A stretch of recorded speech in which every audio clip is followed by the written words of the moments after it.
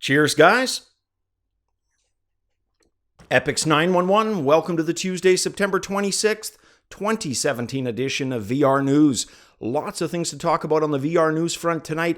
Let's get started with our first story, Pimax Kickstarter update. Most of you probably know they busted through their $200,000 goal.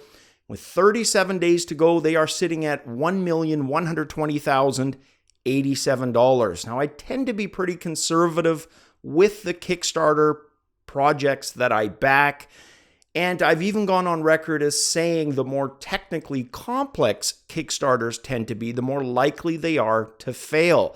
Why is this then an exception? Why am I so positive on this one? Well, I wouldn't call it positive so much as optimistic. And look, these guys have a finished product.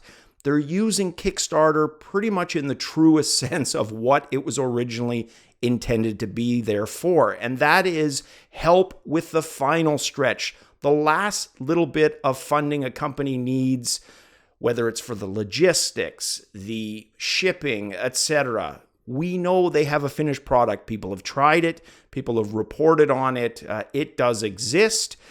It's everything else that this is going to assist with. That's why I've got a pretty decent feeling about it. Does it mean that it won't fail? No, it still could.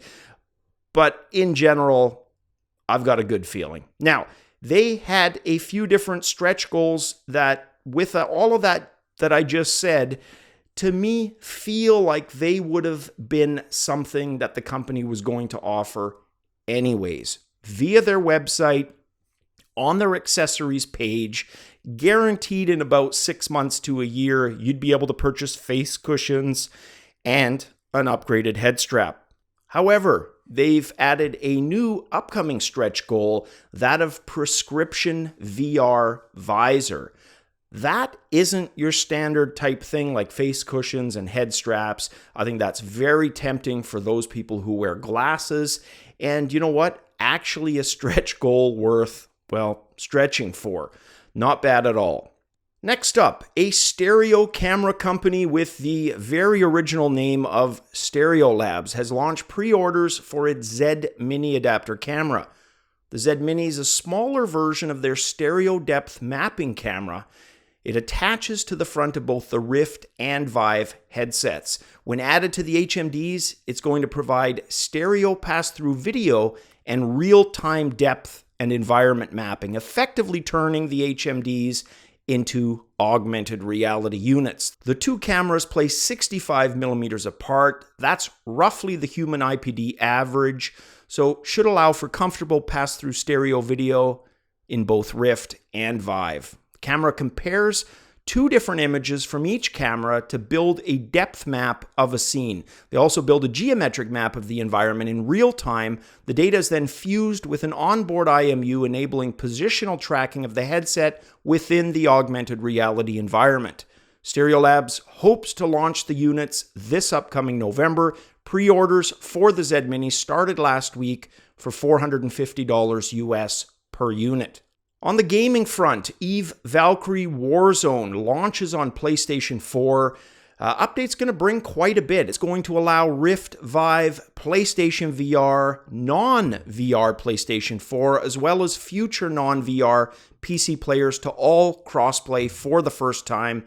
The game can be purchased for about half of what it used to cost, so it's retailing for $29.99 US. The non-VR version will be coming to PC in the near future as well. Gameplay supposedly has been rebalanced. This is in an effort to offer no advantages to VR players, to put them on equal footing.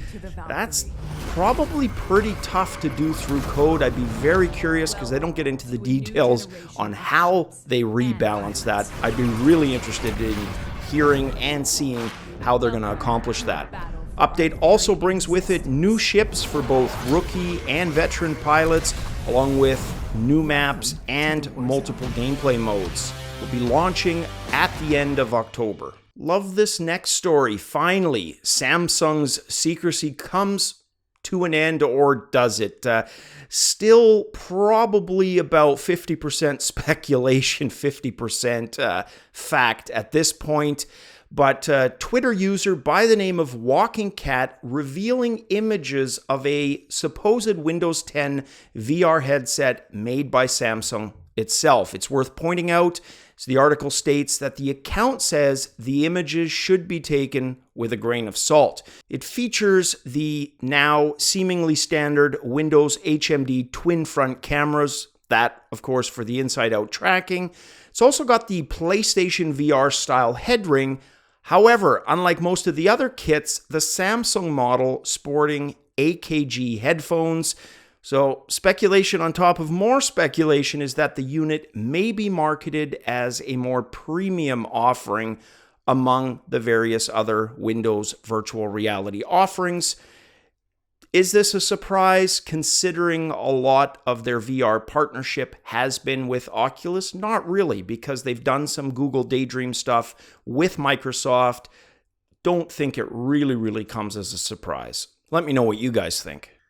And our last story, Oculus taking a page out of Steam's playbook with regards to offering refunds. So they trialed this in the UK. It's going to impact both Gear VR and Rift.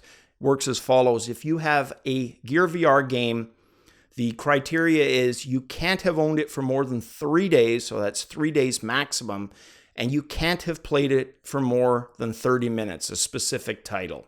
Then you may qualify for a refund. For the Rift, that gets bumped up to 2 weeks, so 14 days ownership and 2 hours or less playtime. So 2 hours and a minute, and believe me, I've been a minute over and had it not get validated.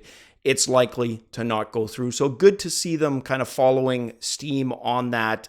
It's a good service to offer. Well, guys, that is it for the news on this Tuesday. Tomorrow will be hump day.